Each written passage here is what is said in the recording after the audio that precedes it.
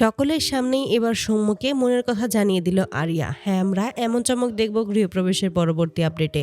তোমরা যারা এই চ্যানেলটিতে নতুন হয়ে আছো অবশ্যই কিন্তু চ্যানেলটি সাবস্ক্রাইব করতে ভুলো না। তো চলো শুরু করা যাক নতুন চমক।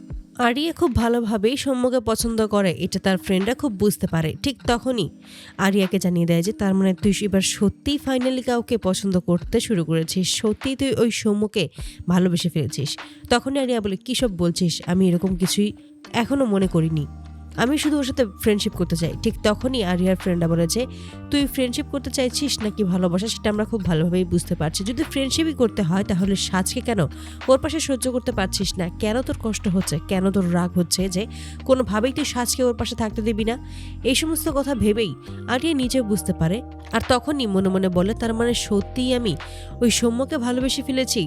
তাহলে যেভাবেই হোক ওকে আমার কেড়ে নিতেই হবে, তা না হলে তার আগেই ওই সাজ আমার থেকে কেড়ে নেবে। ও তো সমস্ত কিছুই কেড়ে নিয়েছে। সেই ছোটবেলা থেকেই ও আমার মায়ের কাছে ছিল, আমার মায়ের সমস্ত ভালোবাসা ও নিজেই পেয়েছে। আমার মা ওকে ভালোবেসে মানুষ করেছে, কিন্তু আমি সমস্ত কিছু থেকে বঞ্চিত ছিলাম, আর আমি কোনো কিছু থেকেই বঞ্চিত হতে পারবো না। আমি যেহেতু একবার সৌম্যকে ভালোবেসে ফিরেছি, সেহেতু সৌম্য আমারই হবে, আর কারো ক্ষমতা নেই সৌম্যকে আমার কাছ থেকে কেড়ে নেবার। তখনই আরিয়ার আরো একটা ফ্রেন্ড সেখানে আসে এবং ছুটে এসে বলে যে আমার মনে হচ্ছে ওই সৌম্য সাজের মধ্যে কোনো কিছু একটা রয়েছে। এতে করে আরিয়া আরো ক্ষিপ্ত হয়ে যায়।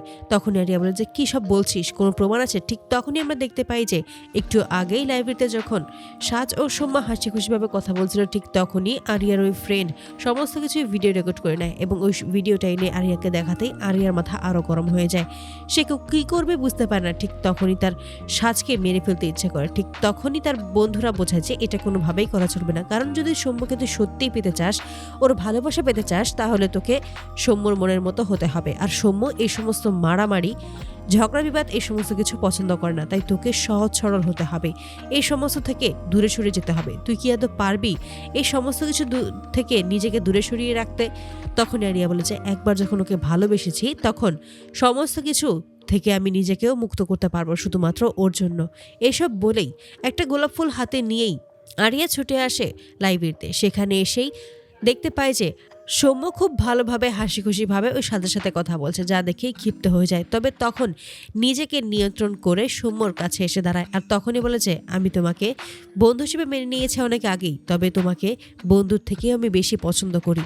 এই বলেই ফুলটা এগিয়ে দেয় এবং নিজের মনের কথা জানিয়ে দেয় যে সে সৌম্যকে কতটা ভালোবাসে। ওই প্রথম দিন যেদিন ওকে বাঁচিয়েছিল সেদিন থেকেই তার মনে সৌম্যর জন্য আলাদা এক অনুভূতি তৈরি হয়েছে। সে এতদিন বুঝতে পারেনি এই অনুভূতির আসলে কি নাম ছিল, আজকে সে বুঝতে পেরেছে। এই সমস্ত কথা শুনে সাজ খুব অবাক হয়ে যায়। সে কোনোভাবেই সৌম্যকে আরিয়ার সাথে মেনে নিতে পারছে না। অপরদিকে আরিয়া নিজেকে নিয়ন্ত্রণ করে নিজের মনের সমস্ত কথা সৌম্যকে জানিয়ে দেয়।